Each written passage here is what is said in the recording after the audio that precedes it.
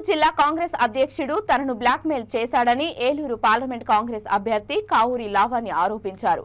మీడియాతో మాట్లాడుతూ ఒక్కో ఎమ్మెల్యేకు 3 కోట్లు ఇవ్వాలని బ్లాక్మెయిల్ చేశారన్నారు. ఎమ్మెల్యేల కోర్కెలు తీర్చాలని డీసీసీ వేధించారని వాపోయారు. దీనిపై హైకమాండ్కు ఫిర్యాదు చేయనున్నట్లు స్పష్టం చేశారు. ఒక ఎంపీగా నేను ప్రచారం చేసిన విధానం ఒక ఎమ్మెల్యేకి టికెట్ ఇస్తే కూడా అంత ప్రచారం చేశారో లేదో తెలియదు. మీరు చూసుంటే టీడీపీ వాళ్ళు కానీ వైసీపీ వాళ్ళు కానీ నేను తిరిగినన్నిసార్లు ఏ ఎంపీ అయినా తిరిగితే ఇట్స్ ఛాలెంజ్. అన్నిసార్లు నేను ప్రజల్లోకి వెళ్ళాను, ప్రతి నియోజకవర్గంలోనూ వెళ్ళాను, ప్రతి చోటకి వెళ్ళాను. నాకు ఎంత పోలవరము విజిట్ చేశాను, చింతలపూడి విజిట్ చేశాను, ఎత్తిపోతల పథకం డైరెక్ట్గా నేను ఆ ప్లేస్కి వెళ్ళి, అలాగే కొల్లేరు కూడా నేను ఆ ప్లేస్కి వెళ్ళి విజిట్ చేసి సమస్యలపై అవగాహన పెంచుకొని దీనికి నేను కృషి చేస్తానని ప్రజలకు హామీ ఇవ్వడం జరిగింది. అయితే ఈ జర్నీలో కొంత ఒడిదుడుకులు ఉన్న మాట వాస్తవం. ఎందుకంటే ఇవాళ మేము కొన్ని విషయాలు ఈ సందర్భంగా నేను హైకమాండ్కి తీసుకువెళ్ళాలనుకుంటున్నాను. ఏంటంటే ఇప్పుడు జిల్లాల్లో ఉన్న నాయకులు, జిల్లా ప్రెసిడెంట్లు, మండల ప్రెసిడెంట్లు, కొంతమంది అభ్యర్థులు, మేడం గారు ఎంపిక చేసిన కొంతమంది అభ్యర్థులు వాళ్ళు ఏ పర్పస్కి ఈ పార్టీకి వచ్చారో, ఈ పార్టీకి ఏ పర్పస్లో చేస్తున్నారు అనేది ఒక క్లారిటీ లేదు.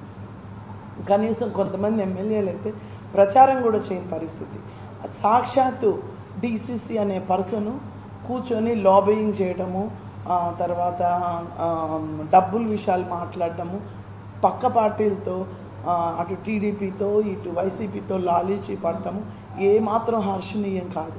సొంత పార్టీ వాళ్ళు, సొంత పార్టీ క్యాడర్ ఉన్నప్పుడు వాళ్ళని సమన్వయం చేసుకోపోగా వారి మధ్య గ్రూపులు కట్టి డబ్బుల విషయాల్లో వాళ్ళని ముందుకు తోలి మీకు డబ్బులు ఇస్తేనే మీరు పనిచేయండి లేకపోతే వెళ్ళొద్దు అని ఒక స్టేజ్లో సాక్షాత్తు పార్టీ జిల్లా నాయకుడే అంటే డీసీసీ అనే పర్సనే మొత్తం అందరినీ హైజాక్ చేయడము, అలానే మాకు ఎవరైతే ఎమ్మెల్యేలు ఉన్నారో వాళ్ళందరినీ కూడా అతనే హైజాక్ చేసి ఎంపీ గారు మనిషికి 3 కోట్లు ఇస్తే తప్ప మీరు వెళ్ళడానికి వీలు లేదని బ్లాక్మెయిల్ చేయడము.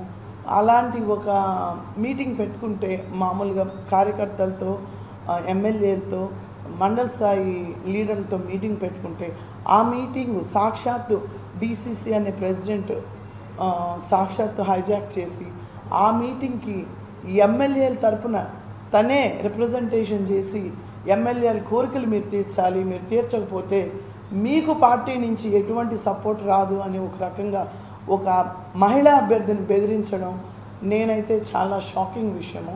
అయితే ఇలాంటి అడ్డంకులు కొన్ని వచ్చినాయి.